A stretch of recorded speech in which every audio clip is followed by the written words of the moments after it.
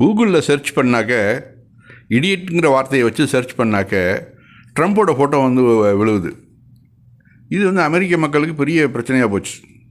அதான் கோர்ட்டில் வச்சுட்டு கேட்குறாங்க, இது மாதிரி எப்படிப்பா நம்ம இடியட்டுன்னு கூகுளில் டைப் பண்ணாக்க உடனே ட்ரம்ப்போட ஃபோட்டோ வந்து விழுவுதே, இது எப்படி அப்படின்னு சொல்லிட்டு கேட்கவும், அதுக்கு நம்ம சுந்தர் பிச்சை விளக்கங்கள் கொடுக்குறாரு. அவர் என்னமோ அல்கரிதம் அப்படி இப்படின்னு என்னென்னமோ சொன்னாலும் மக்கள் பெரும்பாலும் வந்து இந்த உலகத்திலே ஒரு இடியட் அதிகமான பேர் யூஸ் பண்ணுற பேரும் வந்து ட்ரம்ப்பு தான். ஸோ மக்கள் வந்து சர்ச் பண்ணும்போது இப்போ ஒரு கட்டுரையே வருது, இப்போ ட்ரம்ப் இடியட்னு சொல்லிட்டு வரிசை கட்டுரைகள் ஒரு 100, 1000, 2000 அப்படின்னு லட்சம் அப்படி போச்சுனாக்க நீங்கள் வந்து சர்ச் பண்ணும்போது ஆட்டோமேட்டிக்காக அதுதான் வந்து விழுவும்.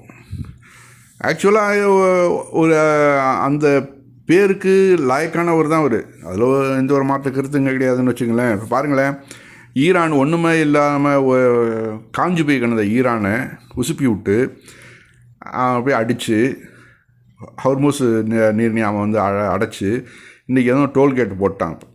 இன்றைக்கி வந்து இனிமேல் வரிசையாக ஓமானுக்கும் ஈரானுக்கும் பாதி காசு போகும். இப்போ லைனில் வந்து நின்றுக்கிட்டு ட்ரம்ப்பு, இஸ்ரேலு, இன்னும் உலகத்து நாடுகள் எல்லாம் நம்ம இந்தியா முதற்கொண்டு வரிசையாக டோல், அதுவும் வந்து டாலரில் கூட இல்லை, யுவானில் இல்லைனாக்க ஈரானுடைய மணியில் தான் நீங்கள் வந்து டோல்கேட் பணம் செலுத்தணும். ரெண்டாவது ஷியா சன்னி பிரிஞ்சுக்கிற கிடந்தவங்களாம் இப்போ ஓரளவு ஒன்றாயிட்டாங்க. பொருளாதாரத்தோட நீங்கிடுச்சு ஈரானுக்கு. உலக நாடுகளுக்கு பெட்ரோல் அவன் பாட்டுக்கு அள்ளி கொடுக்குறான், காசு வந்து கொட்டுன்னு கொட்டுது. இப்போ சொல்லுங்கள், இந்த இடியட்டுங்கிற வார்த்தைக்கு கரெக்டான ஆள் யாருங்கிறத இப்போ நீங்கள் முடிவு பண்ணிங்க.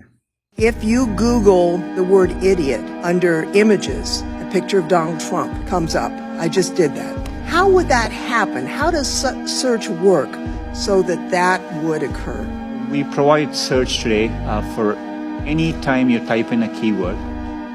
We, as Google, we have gone out and crawled and stored copies of billions of web pages in our index, and we take the keyword and match it against web pages and rank them based on over 200 signals.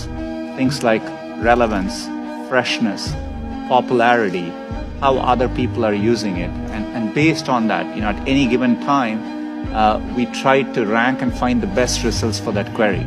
And then we evaluate them with external raters to make sure that, and they evaluate it to objective guidelines.